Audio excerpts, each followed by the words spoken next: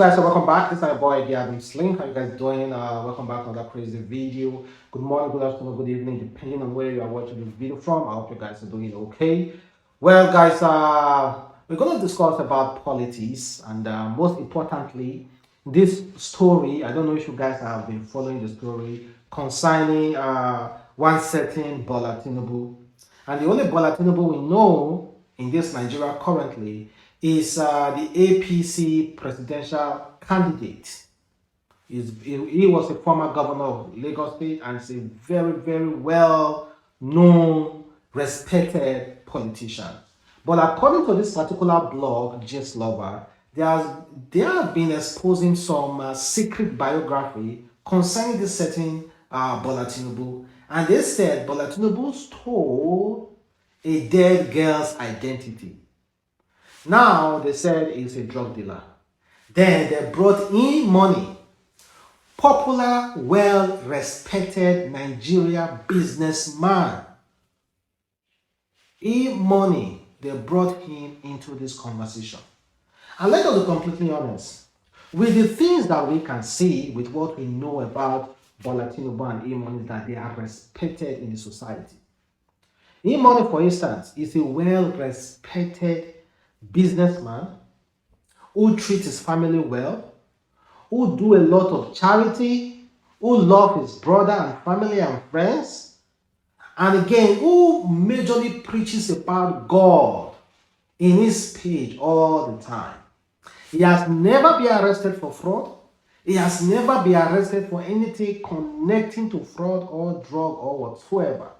So wherever Gistlover is getting this story from, I do not know and I cannot tell. But let's have an open mind to it and let's just have a general discussion on it. I've already revealed, we have already discussed some certain story Gistlover has already brought out. But this one is the latest concerning Bola Tinubu and money. Well, pardon me to start reading from here. Like I said before, I cannot ascertain if this story is true or not.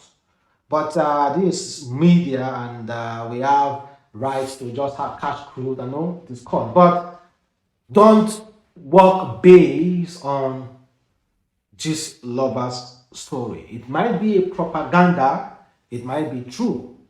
But it's what the eyes can see, that is what we can believe. Well, according to Gistlover, they said continuation. Before money came on board, he had one very trusted guy that was in charge of his cartel then.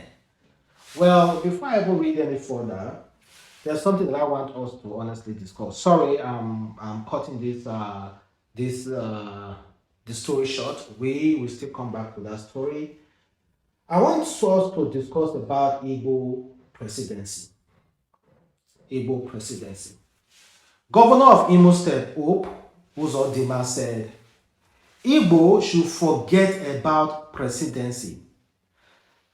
And he said, according to him, said, Imo State Governor Hope Uzodinma has advised the Southeast to forget the presidency in 2023, saying it will produce a president of Nigeria. It would produce a president of Nigeria the day they find peace with the country, or become the economy and technological giant of the country that will make it an irresistible option. So you see, Igbo should just forget about presidency 2023 until they reconcile themselves with Nigeria. That's coming from Hope Uzodinma, and a lot of people see this as an offense. In fact, Brighto of Lagos said, Hope Uzodinma saying an Igbo man doesn't deserve to be or cannot be president of Nigeria is something that will always amuse me. Coming from a man who couldn't become governor all by himself, but was literally helped like a man in clutches to sit on his wheelchair. Then, listen to this video coming from Arise TV presenter Rufai Oseni. For the Igbo man that says an Igbo presidency is not tenable, we should also remind him that his kingsmen died in the Civil War. And if he says his kingsmen that died have no rights to presidency, then he's saying that those that died in the Civil War probably died in vain. Because we even forget the terms of the Civil War. We forget in a hurry. Anyway, how are we going to remember when we have a country where they don't teach history in school? We forget that the marginalization complained about in the Civil War is still the marginalization happening today. We forget that it has taken over 40 years to complete the second Niger Bridge. And these are the things the Igbo cry marginalization for. We forget that rail has been done in some other parts of the country, but no rail has been done in Igbo land. We forget that the Igbo people still complain of a debt of federal infrastructure.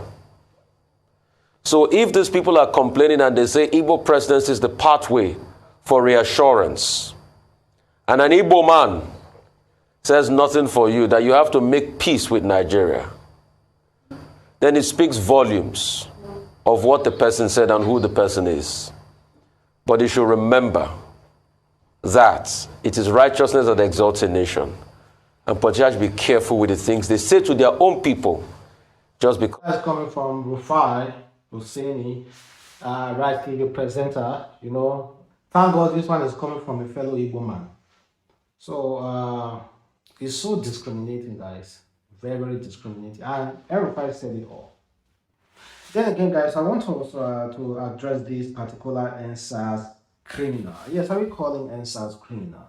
You know, during the EndSARS period, this man was seen carrying cutlass, and he was among the machineries allegedly employed by someone to disrupt the EndSARS protest. To disrupt the EndSARS protest. And Nigerians have been agitating, asking for the federal government. This picture of this guy is here. Why don't you go and trace this guy? Well, recently the guy was arrested, and according to a Twitter handler, he said, "I am sure a lot of Nigerians don't know that Rashidu Abdulatif, aka Adugu, a court leader in Agege, who led talks to Alusa in October 2020 to attack unarmed peaceful EndSARS protester, was arrested in June with rifles at Agege by RRS. Then he was asking what is the latest after his arrest. And according to a police officer who responded to that claim, he said the guy was arrested and charged to court. But very unfortunately, it seems as if that guy, although he was arrested, but he was later released. That's his face. That's his picture. We all know this picture is very, very popular. That's his face. Arrested with rifle. And according to DSP Ben, he said he has been charged to court. But according to the Twitter handler, he said he sees this guy every day in Agege. So which person was charged to court? You see? Okay. We're still going to be looking though, but let's move past that. And here is a very funny news. I don't know if you guys have heard about it. They said bandit on operation, arrested a thief and handed him over to the Nigeria police. They said bandit arrested a thief at Kilili village in Katsina state and handed the thief to police. Oh God, this got to make me laugh. Bandits on operation caught a thief and handed him over to the police. Is that not funny enough? Assalamu alaikum. To gashi cikin ikon Allah wannan ziyara da muka kama wani Well, I wouldn't want to play that video because it might give me some kind of restriction. So that's why I won't want to play that video. But you can check the headline out there. They called the criminal and they said they handed him over to the police. I don't know why. Because you guys are bandits. Oh, you guys are already wanted criminals. Why handing him? It's funny. It's a very, very funny outcome. Well, then let's go back to our initial discussion concerning one certain Bola Tinubu. According to Gistlover, they said before money came on board, he had one very trusted guy that was in charge of his cartel. Then the guy was from Isale Iko. He was the guy who held down his empire before he met money. Remember, I said all those e-money meets didn't matter to Amuda.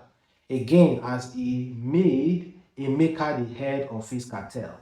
Long story short, he won the governorship seat in 1999. That was when the real drug empire started. He made sure he used his power to secure Lagos State to his own advantage.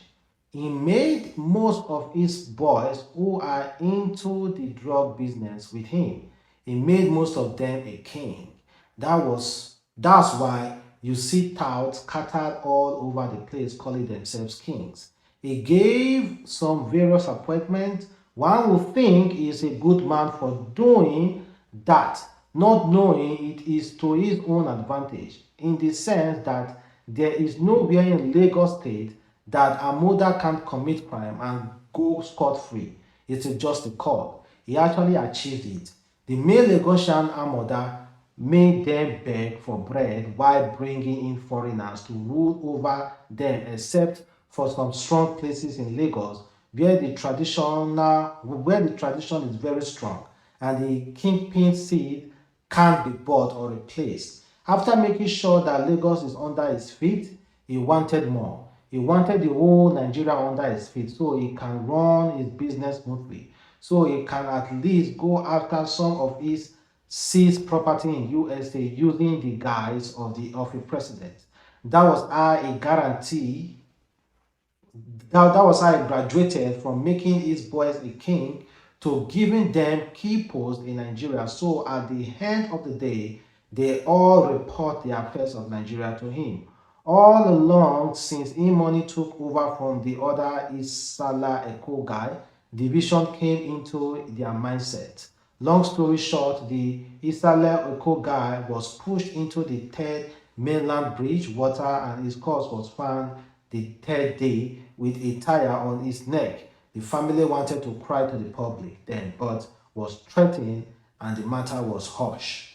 Amuda made a plan while on seat as a governor. He made sure all other governors that will rule Lagos State must be from him so his business doesn't flop. So after getting Lagos, he felt he needed to go home and secure his hometown too.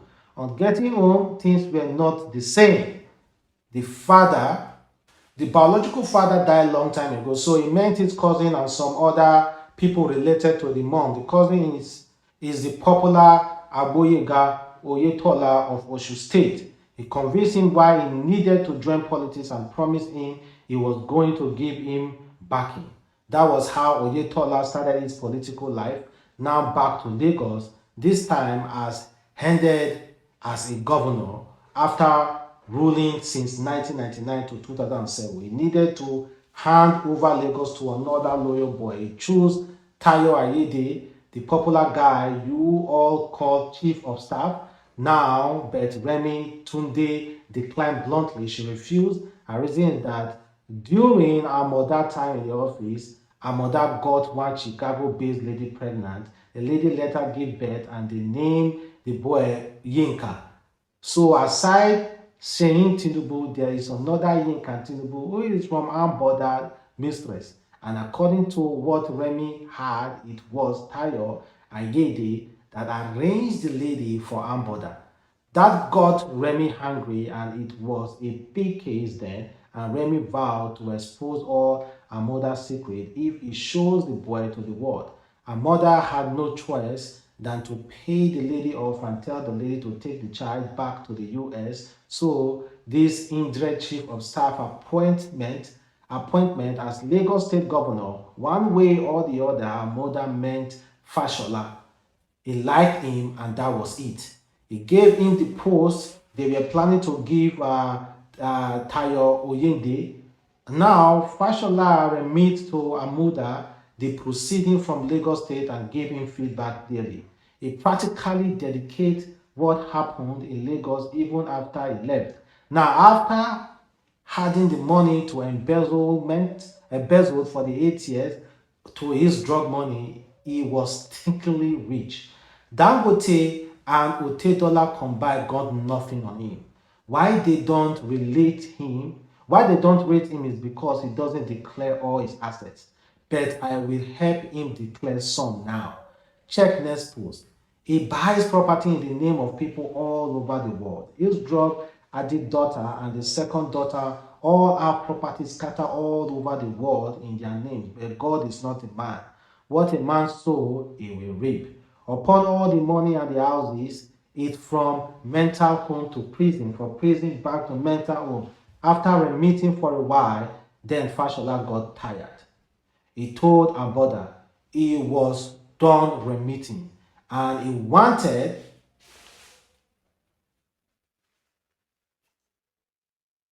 Fashola got tired and Fashola got tired of remitting and said he wanted to face the work squarely. That was where the trouble started. He also said he was going to stop gathering fake contracts.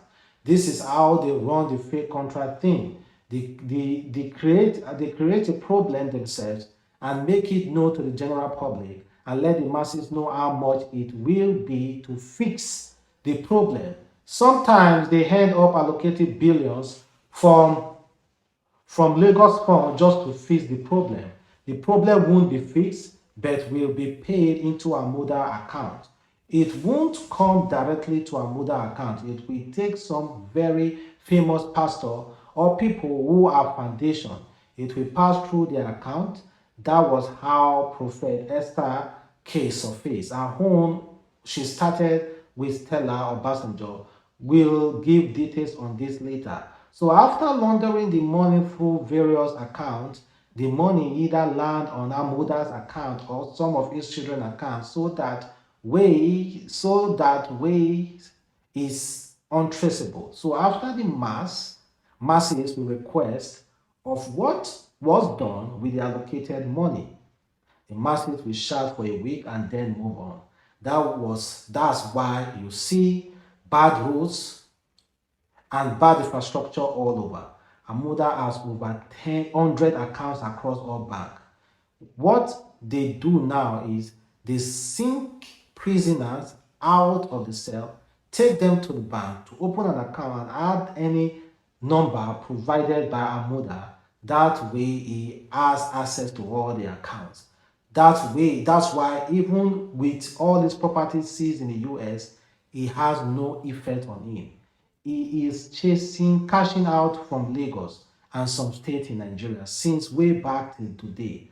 So when Fashola got angry and said he needed to work, Tinubu had a bitter clash with him. In fact, he was trying all his power to implicate him on the seat. But it didn't work. Fashola stood still and started working. That got on Amuda, the Godfather, nerves, and they planned a way on how to frustrate his effort. Amuda called one of his trusted friends, MC Olowo, to arrange one of the Nollywood girls to distract Fashola. That was how they arranged Buki to help them put Fashola at their mercy and blackmail him. Kuru kiri, Buki wait enter Fashola life and it was love at first sight for Fashola. I mean those days Buki was one of. So that was how she ended, whoever is the Gistlover ended the whole story. Man, it's so stressing to read. Damn! So the whole summary here is that Bola Tinubu is richer than Dangote or $10 or any other billionaire combined. He's stinky rich. He's the owner of Lagos, the landlord of Lagos, and other states again are also remitting money to him. Well, I cannot ascertain if the story is true or not. This is what I can just read, and for me, it's what I can see, it's what I can judge, because God never gave me spiritual eye to be looking at things that I do not know. But for me, the kind of people they are talking about, when you see their social media posts, the way they talk, the way they interact, you know that they are well-respected people in the society. People, you see youth campaigning for Bola Tinubu, you believe in him, so that means it's good to go. Even in money, you see more than 10 million followers on Instagram. You see youth praising him, so it's good to go. I don't know, but thank you very much, guys, for watching the boy, the Adamslink. Have a wonderful day. Stay blessed. Catch you next time. Peace.